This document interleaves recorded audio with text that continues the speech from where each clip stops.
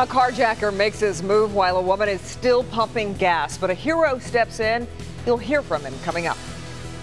A beloved high school teacher and coach busted for trying to have sex with an underage girl. Tonight, a warning for parents from the prosecutor. They're plotting their next move right now. Scammers targeting you and your loved ones this fall. Help Me Hank reveals what to watch out for. Live from downtown Detroit, Local 4 News at 11 starts now. We begin tonight with this dramatic video of a woman being carjacked in broad daylight while pumping gas. The surveillance video shows the man creep into her car, you can see that there, and then take off with her in it. One person did step in to help here. Jermont Terry is live in Allen Park with that hero's story. Jermont. Kimberly, this gas station was jam-packed with people, so a lot of people witnessed this carjacking go down. But one man did more than just sit by and watch. He doesn't want to be identified tonight because he doesn't believe what he did out here was truly heroic. I'll let you watch and you decide. A fill-up that Pump 2 places two strangers in fight and rescue mode. I see the car pull off and it yanks the hose away from the pump. I'm like, what the hell is going on? A woman dangles from the passenger side after a man tries stealing the car as she pumps gas. Take a look. Seconds earlier, the guy crosses the street. He then walks right to the driver door, opens it, and gets inside. And yes, the lady jumps in to stop him, but the carjacker keeps driving with the woman hanging out. You know, and then all of a sudden they made a quick U-turn right around the pump and was coming back towards my truck. A fuel truck. The driver tells me he couldn't believe what plays out at the busy BP on Roosevelt and Southfield in Allen Park. But watch as he quickly takes action. And I go up to the side door and she's fighting with him. I said, is he trying to steal your car? And she said, yes, he's trying to steal my car. I said, put it in park, put it in park. The moment the car stops, the fuel driver rushes over to the carjacker. He snatches the thief by the shirt. And he just shimmied out of my arms and away he went. She was distraught, shaking by the time she got out of the car. Those at the BP consider the fuel driver a true hero. Saved her car too, ultimately, but then, you know, which matters the most, he saved her. And police want to get this guy off the streets. We never know, the guy could have had weapons on him. In the moment, you don't think about that kind of thing. You don't. Now, the guy took off running down an alley, the same alley he came walking from. Of course, if you recognize the man in that video, you should contact Allen Park Police. We should also point out that woman who had her car attempted jacked, she was not hurt despite the fact that she jumped inside that car. Reporting live tonight, Jermont Terry, Local 4. Right, Jermont, and the way you point out she jumped inside, I mean, we always say things can be replaced. Anything else in that car that made her jump in to want to stop this? There was nothing really of value besides her car itself. No children, no pets, anything of that nature. She was just really in the moment, according to the witnesses after the fact. And it's not clear if she would do it all over again. Of course, police do not recommend that. No, they don't. Thankfully, everybody's okay in this, and kudos to that good Samaritan. Jermont, thanks. Kim? He's been a faculty member at Ann Arbor's Pioneer High School for more than 20 years, but tonight teacher and varsity baseball coach Jerry Hawley has been charged with trying to have sex with a child. Mara McDonald is live in Ann Arbor tonight. He was arrested after school. What was yesterday, Mara?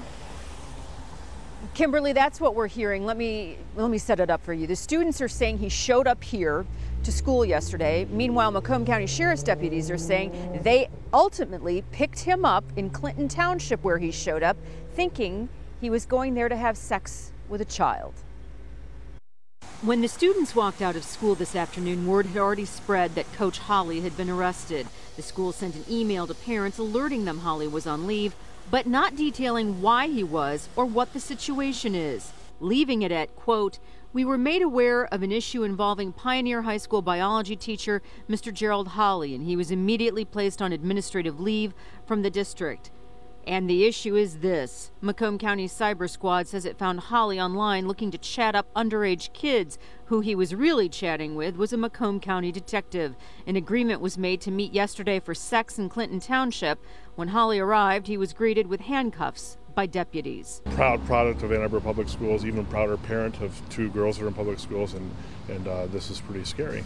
He has been working around children his entire adult life, which Macomb County prosecutor Eric Smith is emphasizing, quote, As often occurs in cases such as this man pursued a career which surrounded him with young people. I urge parents to remain vigilant of all those who supervise their children, even long-standing authority figures. The predators are out there, and they make it their business to get right next to your kids. Back here live, Smith has charged Holley with multiple felonies. He has already been arraigned, and if he is convicted, he's looking at years in prison. Kimberly, Jason, back to you. Well, Mara, do we know where Coach Holley is tonight? Has he been bonded out? He has been granted bond, Kim, but here's the deal. They are making him, they had a sizable cash bond, and then they are making him have an in-home tether, so he's not going anywhere. Yeah. Okay. Back to you. Keep us posted, Mara. Thank you. Jason. Governor Snyder is standing by his testimony on the Flint water crisis. Congress has asked him to clarify when he learned about the deadly outbreak of Legionnaire's disease in relation to the lead contamination. Governor Snyder told Congress he didn't learn of that until January 2016, but one of the governor's aides says he told the governor during a phone call before Christmas 2015. Governor Snyder says he reviewed his sworn testimony and has nothing to clarify. A man who was seen on video being beaten by an off-duty Detroit police officer with a baton is now telling his side of the story. The off-duty officer was working security at Meijer on 8 Mile and Woodward when he accused David Bivens of shoplifting. Bivens said that he never resisted or engaged the officer, but the officer continued to come at him. All I know is I hear the sound, my heart's racing. Because I don't know if that's a click from a gun. I don't see anything. All I do is hear it. I knew from the moment that they approached me that this was wrong and that I had done absolutely nothing. Continuously swinging at me.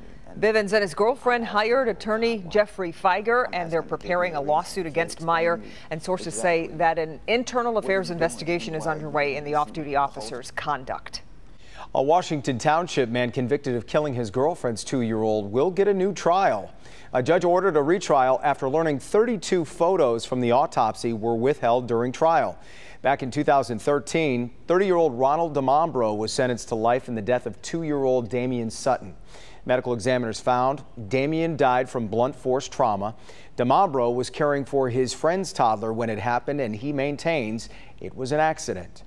Outrage in Farmington Hills tonight, where a small church is out of some big bucks. The treasurer is charged with embezzling from St. Paul's Latvian Evangelical Lutheran Church. 84-year-old Edgar Zarens appeared in court today for arraignment. The church says he stole at least $167,000. Zarens served as treasurer for about 15 years. He pleaded not guilty. He's due back in court later this month. Police in Allen Park on the hunt for a teenage credit card thief with expensive taste. They're looking for this guy. Police say he used a stolen credit card to buy $11,000 worth of gift cards from the Target on Fairlane Drive. If you recognize him, call police. You think that transaction might stand out a little bit. A little bit of a red flag, I don't know. I'm sure it was fun while it lasted. A man in a stolen Hellcat Challenger, there he goes, taking police on a wild ride. What he offered to do to let them catch up.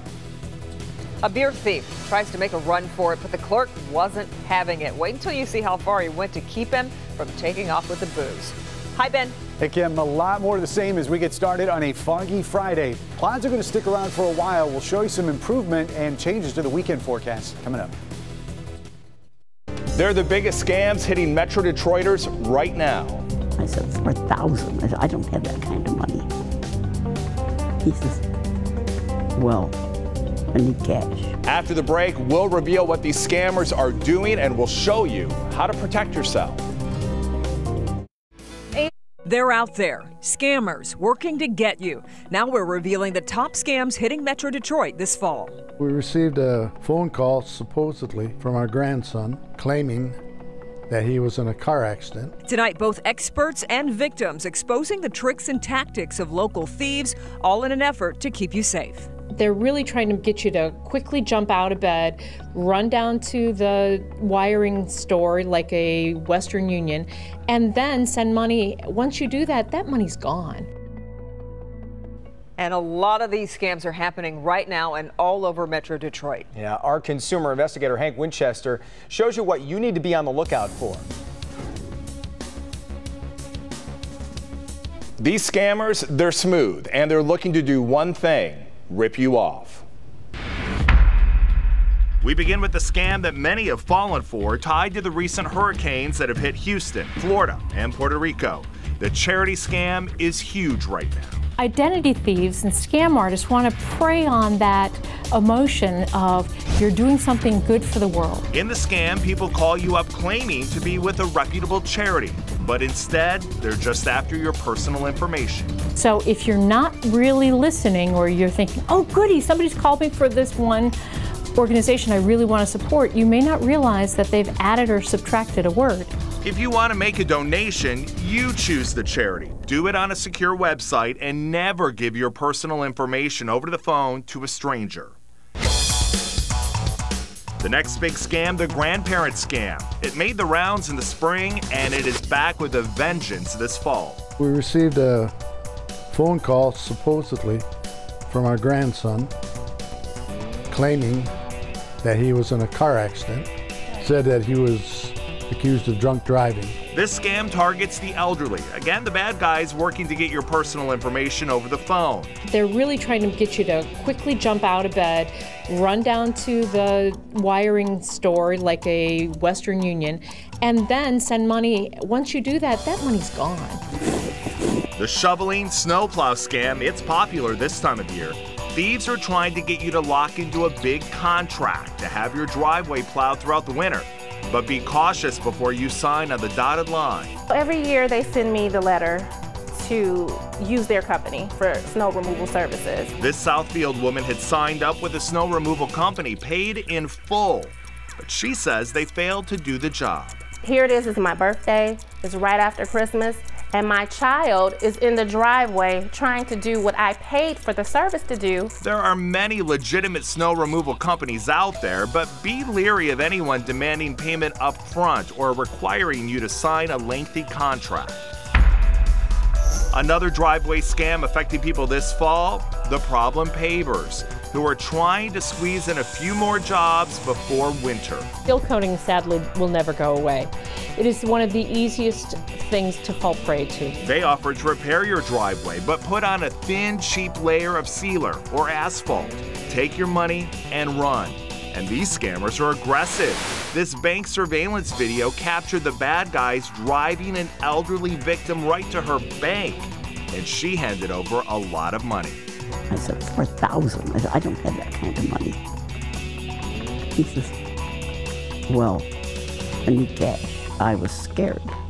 We have more information about these fall scams and ways you can protect yourself. Everything you need to know will be right on the Help Me Hank page at clickondetroit.com. I'm Hank Winchester. Help Me Hank. So many crooks out there. You do have to be really careful. And like she said, she gets scared. Some of them very convincing. Yep, and they prey on older people oftentimes too. Here's a look at what Sandra Ali is working on for tomorrow night. Students are back in school and back on the field. A challenge for parents, what to pack for practice. They cannot survive all day on pretzels and Gatorade. From sports drinks to protein bars. If you're going to be sweating for 90 minutes, you need to replace those lost electrolytes. Experts say there's a real science to those after-school snacks. And that's a really dangerous situation to then take that kid and put him out on the athletic field without any nutrition or hydration. Tomorrow at 11, we're dishing up expert advice, the secret snacks that'll help fuel your student athlete and keep them safe. Yeah, hopefully they'll have a little sunshine to practice in. Yeah, boy, today, I know all the days can't be beautiful, but today, man, it's just But we want it to be. I know, we do. Let's just forget today ever happened. We'll put it on the back burner and just move on. Tomorrow will be better. We have secretly replaced the Detroit skyline with Seattle. Let's see if anybody notices. Do you remember the Folgers ad? Am I that old? No, Okay. no, I remember. There's the Space Needle. Yeah. No, that is downtown Detroit, actually. We've got that much fog out there, 56. Visibility, we've rounded it to a mile, but it's actually less than that. It's now down to a half mile at Metro Airport. This is some of the most dense fog that we have seen all day.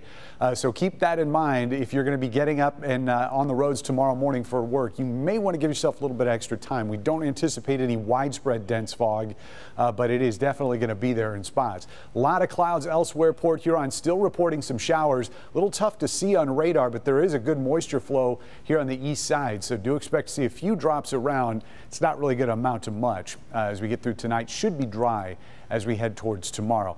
And with all the gray skies, the only color we had really were from the changing leaves. This is from Mountain House. The color of the backyard starting to change.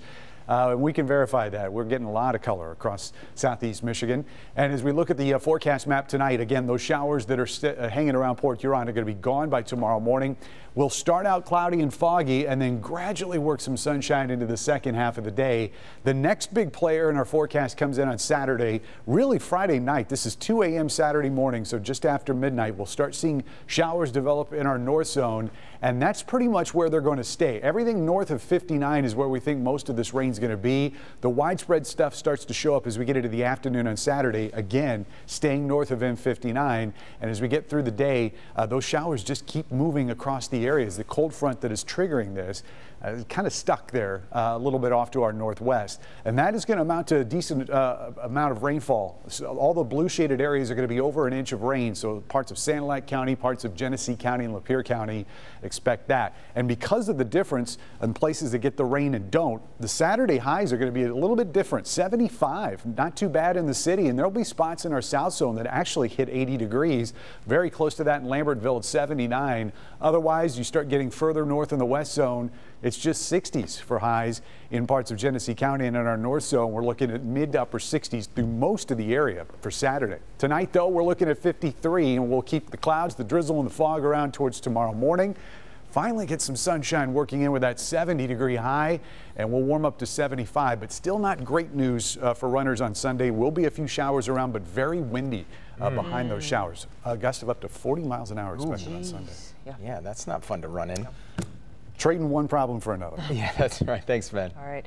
It looks like an innocent door knock, but these guys were up to no good. We'll tell you what they're wanted for. But first, police searching for this accused stalker who they believe might be armed and dangerous. Age-old practice that not only teaches you self-defense, but it's also a great workout. Fitness Friday does Kung Fu tomorrow.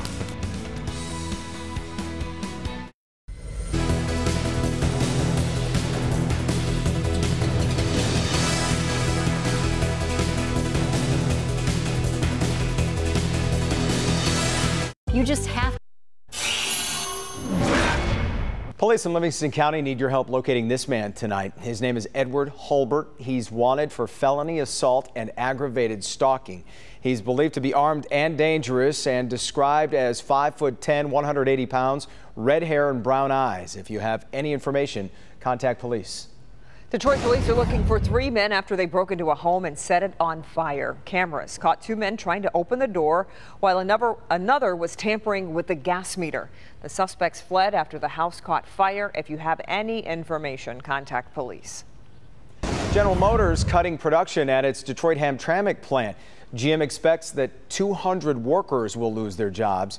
The changes will begin October 20th. The plant will also shut down from November 20th through Christmas, leading to 1,500 temporary layoffs. It's a beer run gone wrong. 2 men are on the run after they try to steal beer from a gas station. Security video shows a man stealing 2 cases of beer. The store's manager and clerk run after him. The manager jumps into the car as the clerk confronts the driver. The driver twists the clerk's arm and drives away with the manager still in the car. Then, when the car slowed down to make a turn, the store manager jumped out. There were no serious injuries. Well, it was fun while it lasted. A high-speed chase, and we mean high speed. Take a look. This is in Texas. It ended after the driver's car ran out of gas. It all started when police noticed a stolen car. The driver sped off, hitting speeds way more than 100 miles an hour. Then things started going south. The driver's car runs out of gas, as we say. The suspect then ran himself. He ran out of gas and was caught. During his arraignment, he was laughing with officers, saying he was letting them try to catch up while he was going to go get gas. The Center for Science and the Public Interest has come out with its Milligrammy Awards. They focus on foods that contain more than the recommended amount of sodium. There were 3 big winners this year. The Subway footlong spicy Italian sandwich won for saltiest sandwich. P.F. Chang's Pad Thai with shrimp won for saltiest menu item. And the restaurant Chili's received the Lifetime Achievement Award with menu items having more than 6,000 milligrams of sodium.